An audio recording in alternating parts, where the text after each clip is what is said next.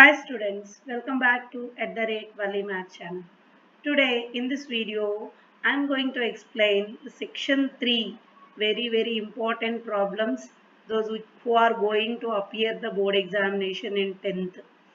Here in section 3, out of 6 questions, you have to write 4.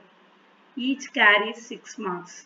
In that, this is very important concept, very first concept. Prove that 2 into root 3 plus root 5 is an irrational number.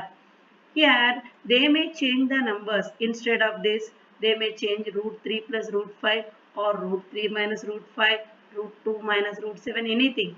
But the concept is same. This is also one of the important problems. So, if you learn this, you can able to write whatever they will give instead of this number, this irrational concept. So let's start the problem. First you see, prove that first 2 into root 3 plus root 5 is an irrational number. This is our question. Irrational. Contradiction method means opposite to irrational is rational. So first of all we have to assume this is a rational number. Let us assume that 2 into root 3 plus root 5 is a rational number. See children here, rational number means which can be written in the form of P by Q. That's why I equated 2 into root 3 plus root 5 is equal to P by Q. Now, to remove these roots, we have to do squaring on both sides. SOBS means squaring on both sides. Here, 2 into root 3 plus root 5 whole square is equals to P square by Q square. P by Q whole square is nothing but P square by Q square. Now, A plus B whole square identity expansion is A square plus 2ab plus b square. Here you see instead of a 2 root 3 is there. 2 into root 3 whole square. Instead of 2 into ab what we have to write? 2 is same. Instead of a 2 root 3. Instead of b root 5. Here root 5 whole square instead of b square. So this expansion if you write it will be easy to you to implement to this 2 root 2 3 plus root 5 whole square. So right hand side what is there? P square by Q square. Now this 2 root 3 whole square, so many students they will do mistakes. They will cancel here square and root, 2 3s are 6 they will write. So that is wrong. You don't do like that. So this 2 root 3 whole square meaning is multiply 2 root 3 2 times. Okay, you can do directly 2 square is 4, 4 3s are 12 hours. But if you have any confusion to do that, you do in this way. 2 root 3 into 2 root 3. 2 2s are 4. Root 3 into root 3, 3. 4 3s are 12. Now, here you see 2 2s are 4. Under root 3 into 5. 3 5s are 15. Plus 5. 12 plus 5. You see, add these whole numbers. See 12 plus 5, 17 and left over 4 root 15. Right side P square by Q square as it is you keep.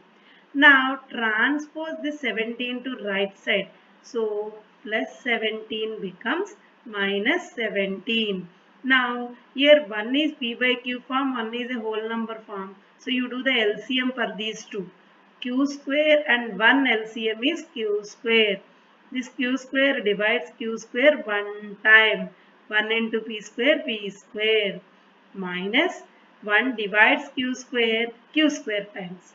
So 17 into q square. First you divide with this number, then multiply with the numerator. So p square minus 17 q square by q square. Now here 4 root 15. You see 4 is multiplying root 15. By transposing it will do division. So it will go to the denominator 4 root q square you see here. So you observe right hand side p square minus 17 q square by 4 q square we got. Left side root 15 we got. Instead of p and q you put any integer.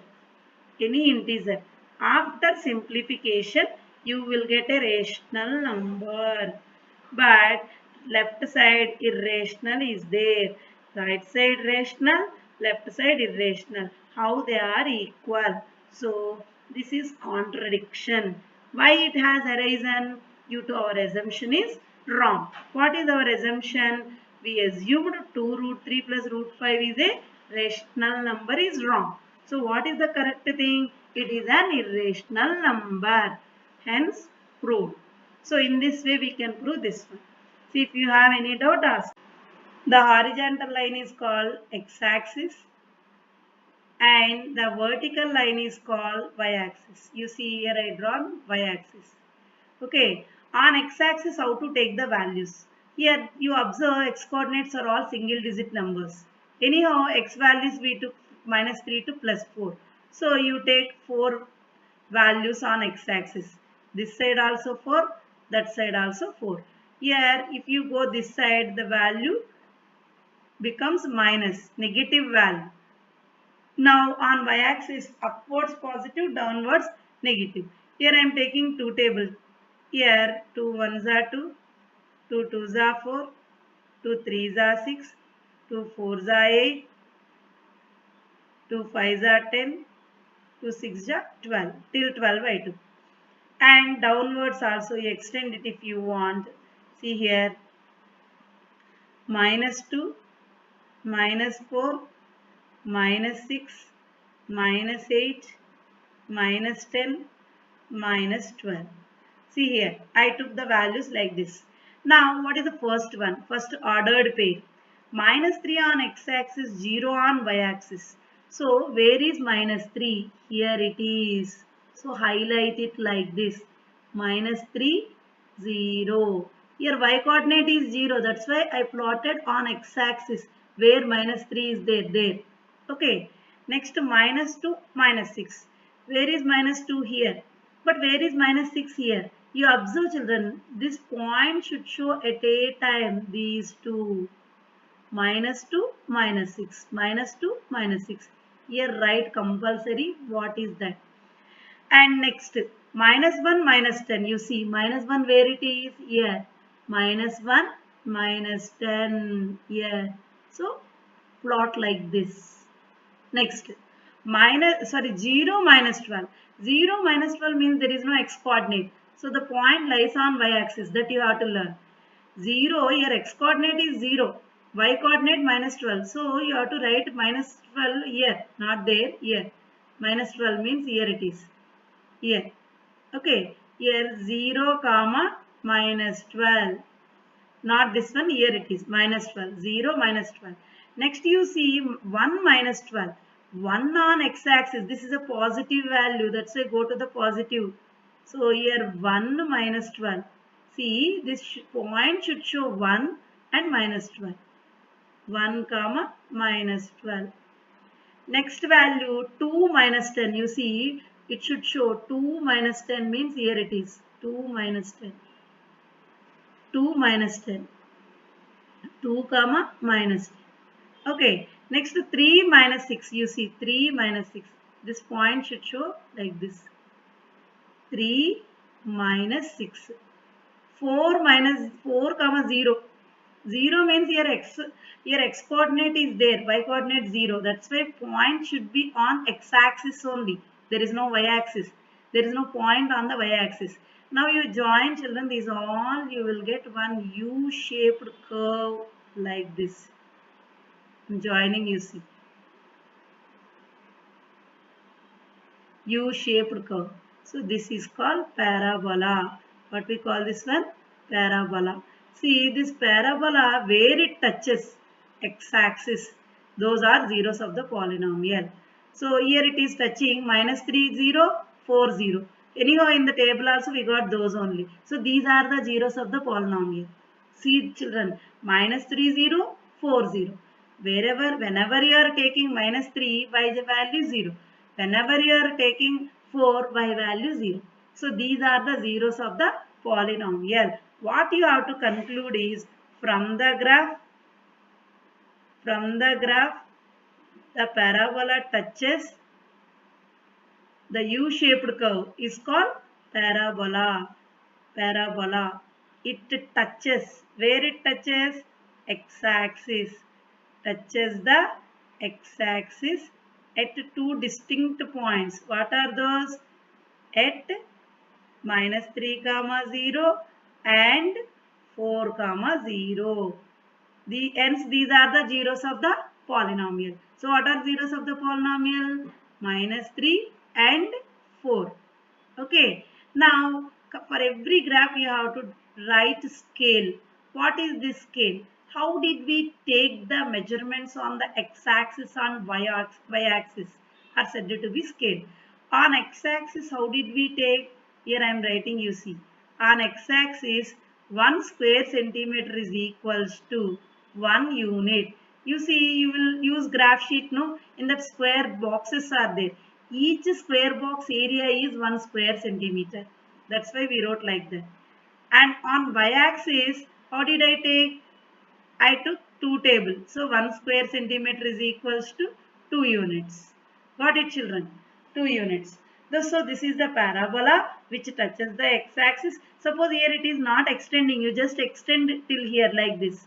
Okay. So on x-axis 1 square centimeter is equal to 1 unit. On y-axis 1 square centimeter is equal to 2 units. Children, listen here. The tabular form took 3 marks. They will give 3 marks for the tabular form. And the graph 2 marks, 1 mark they will allot for scale. So without scale don't draw the graph. Compulsory conclude it. 90% now they are not asking justification. If suppose they ask justification, I already explained how to find the zeros by using factorization method that you implement. Nowadays they are not asking justification. No problem. If you learn till here, you will score 6 marks. They may change these polynomials, but process is same. Okay, you follow the process. X values you take minus 3 to 3 or minus 4 to plus 4. You draw the graph. Then if they are not touching the x-axis, extend them. So this extend U-shaped curve. Then where touches the x-axis, those are the zeros. Okay. So this is about the polynomial graph. Very, very important. Please practice. Now, after the polynomial, sometimes they may ask the pair of linear equation graph problem also. Sometimes. In the last pre-final in 2025 pre-final, they gave pair of linear equation graph problem. So, I will explain that also. If you get 90% polynomial graph only you will get. But suppose if they will give any chances are there, they give to give that pair of linear equation. This is also actually important only, but nowadays they are giving only polynomial graph in section 3. So this also we are going to learn now. Now once you see, first of all we have to check whether it is here two conditions are there. One is consistent and one is inconsistent. Here I wrote the question, once you read. Check whether the following equations are consistent or inconsistent. Solve them graphically. Now they gave this problem. 2x plus y minus 6 is equal to 0. 4x minus 2y minus 4 is equals to 0. These are linear equation in two variables. You see, in the polynomials only one variable, but here two variables, x, y. So x, y, pair. So that's why two equations, pair of linear equation. First of all, we have to compare with general form. Compare with general form of pair of linear equations. See, general form of the pair of linear equations are, you see, here I am writing, if you observe a1x plus b1y plus c1 is equal to 0 and a2x plus b2y plus c2 is equals to 0. You see children, these are the general form of the linear equation in two variables. Now we have to compare these two equations with these general forms. Instead of a1, here x multiple is a1. Here x multiple is what? 2. So a1 is equal to how much? 2. You see b1y. Here y beside no multiple is there. No multiple is there means 1 is there. That's why I wrote here b1 as 1. Next C1. C1 here you see along with the symbol minus 6. So C1 constant minus 6. A1, B1, C1 are multiples of x, y and constant this.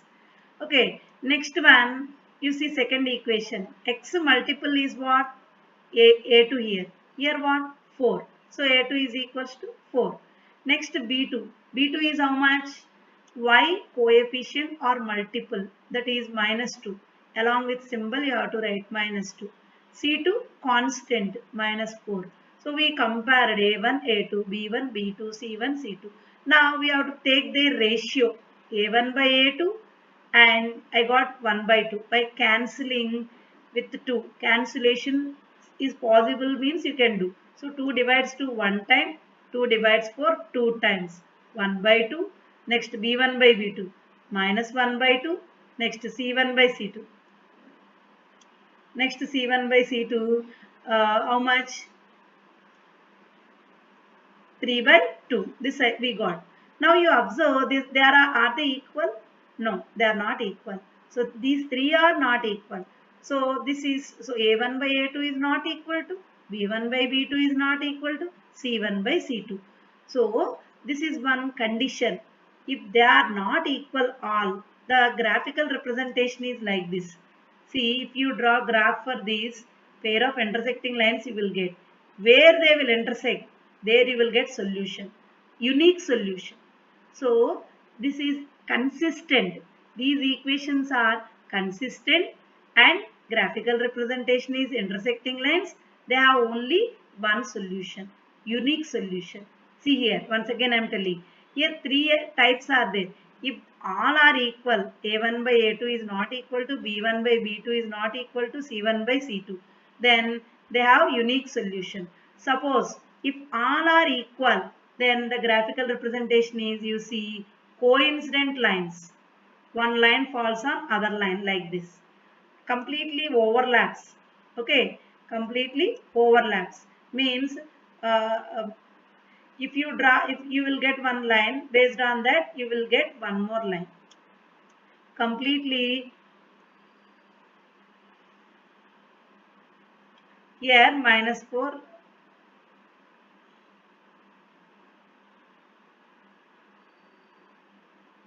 So the graphical representation is, for all are equal means coincident lines. Coincident lines. One line overlaps another line. Infinitely many solutions are there in this case. Infinitely many solutions. Now third case you see. These two will be equal. Once you see A1 by A2 is equal to B1 by B2, which is not equals to C1 by C2. These are inconsistent. These two situations are consistent.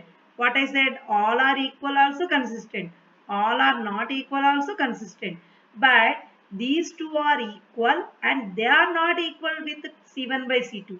This is called inconsistent. In this, the graphical representation is like this. If you draw parallel lines, you will get parallel lines, they never meet, there is no solution. They never meet, there is no solution. You observe the third condition. A1 by A2, B1 by B2, they are equal. But they are not equal with C1 by C2. Okay. So in this way, these three conditions are there. Now what we are having in this problem is, these are consistent and unique solution they have. What is the solution? I will explain by using graph. These two pair of linear equations consistent and they have intersecting lines. The graphical representation of these two pair of lines is intersecting lines and they have unique solution that we already studied. Now how to draw the graph? By using the tabular form. How to find the solution? By using graph, that we are going to learn. Now transpose this 6 to this side. Minus 6 becomes plus 6. So 2x plus y is equal to 6. Now transpose 2x to right side. Plus 2x becomes minus 2x. So here if you observe, always we have to try to keep the y value left side, constant and x term right side. So 6 minus 2x. Next you transpose in this equation, here 4x minus 4 you keep left side only. and transpose y to this side because y one side and the x and constant another side. So 2y is equal to 4x minus 4. Here y I am taking to left side now. Transpose 2 to right side, then it will become denominator. So 4x minus 4 by 2. Now common you have to take 2. 2 you have to take as common. 2 divides 4 2 times. So 2x. 2 divides 4 2 times. 2x minus 2. This 2 gets cancelled with this one. What is the answer? Y is equal to 2x minus 2. Now you observe in these pair contains y is equals to 6 minus 2x and 2x minus 2. We have to draw the graph for this. So to draw a graph, we need x coordinate and y coordinate. So here you observe this tabular form. X value, if you take x value any value, by substituting in this you will get y value that I wrote here. Together I wrote as an ordered pair here.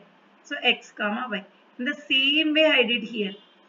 Now whenever we are taking x value 0, you can start with 1 also, no problem. See, two zeros are 0. This is trial and error method. So you can try with any value. Two zeros are 0. So 6 minus 0, 6. Whenever you are taking x value 0, y value becomes 6. So 0 comma 6. Now you take instead of x 3. 2 3s are 6. 6 minus 6, 0. Whenever you are taking x coordinate 0, y coordinate becomes 0. 3, sorry. Whenever you are taking x coordinate 3, y coordinate becomes 0. So 3 comma 0. In this way we got first tabular form. We have to go to second one. Same, I am taking x value 0. Two zeros are 0. 0 minus 2 minus 2. So this ordered pair you see 0 comma minus 2. Now 2 ones are 2 and 2 minus 2 0. Whenever you are taking x value 1, y value 0.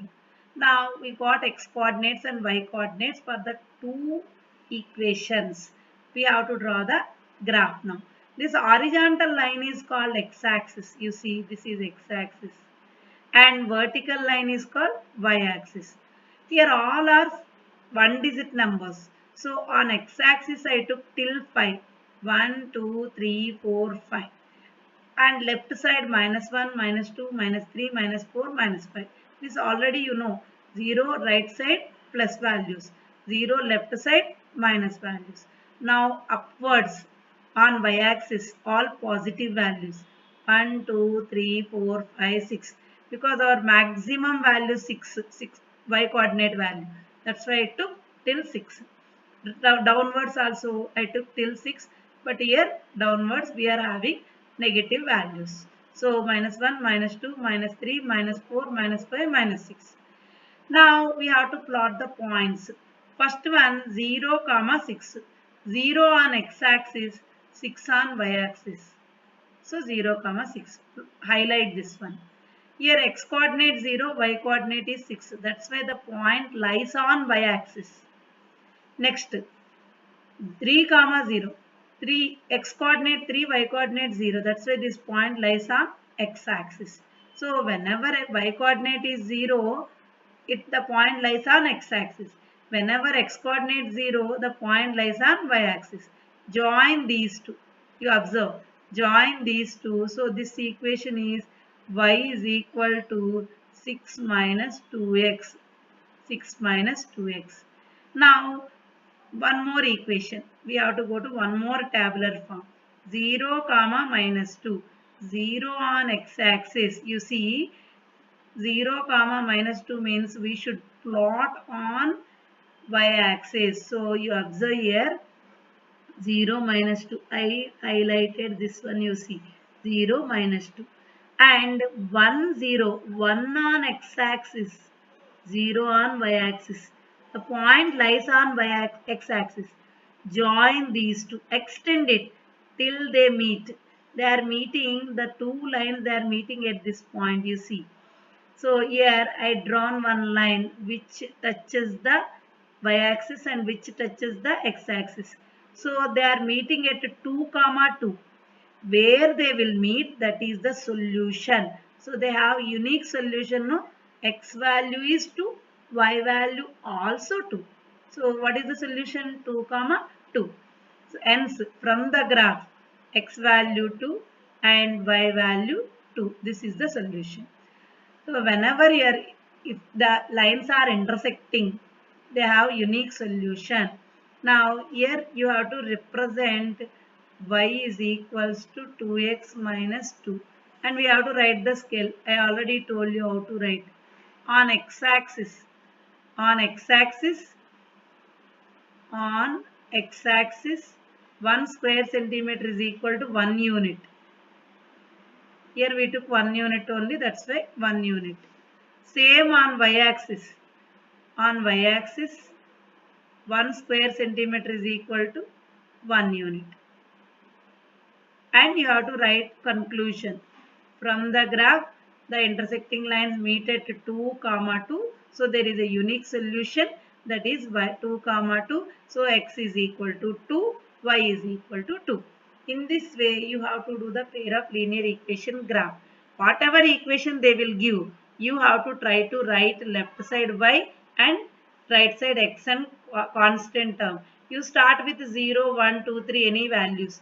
If you have to try for the x value will satisfy the equation or not, that also you can try. Otherwise you can take 0, 1, 2, and after you are getting the graph, you just extend them, then they will meet at one point. Where they will meet, that is the solution. This is for consistent pair of linear equations. Sometimes we may get parallel lines, they won't have any solution because they never meet. And sometimes we may get infinitely many solutions which are in coincident lines. So this is about the pair of linear equations. See, in section 2 regularly they are giving the write the median formula and explain the terms in it. This is very important question. Every year they are giving in section 2. Either median they will give or mode they will give. 90% median we are getting. Median is equals to L plus N by 2 minus CF, means cumulative frequency, by F into H. This is the formula for finding median of the grouped frequency distribution table. Grouped. This is not for ungrouped. Grouped frequency distribution table. Now where L is equals to lower boundary of median class. We are explaining the terms. It is the lower boundary. In median class, which is the, we will get median class, no, in that lower boundary it is. Now n is equal to number of observations. CF means cumulative frequency of the class preceding median class. Wherever you get the frequency, the preceding class, that is cumulative frequency. F is equal to frequency of median class. H is size of the median class. This is about the terms explanation in the median formula. Next, the very important formula in statistics regularly they are giving is mode. For the grouped frequency distribution table, mode is equals to L plus F1 minus F0 or F0 by 2 into F1 minus F0 minus F2 into H. And they will ask compulsory explain the terms in it. The first term is lower boundary of the L, means lower boundary of the model class.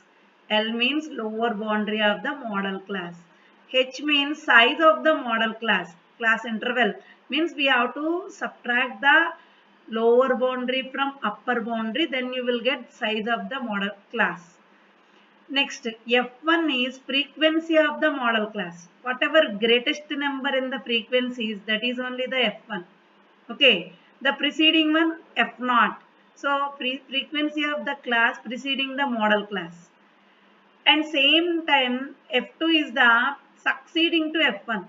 So frequency of the class succeeding the model class. Sometimes in section 3 they may ask the how to find the mode of the given table by using model grouped frequency distribution table by using model class interval formula. So in that situation you have to follow in which is the greatest frequency, that you take it as f1 preceding one f0 succeeding one f2, and the wherever that frequency f1 is there, that's corresponding class interval is our model class interval. In that lower boundary is L. Okay, next H value you have to find. These all you have to substitute in this formula. Then it will be easy to you to do the to get the move. Okay.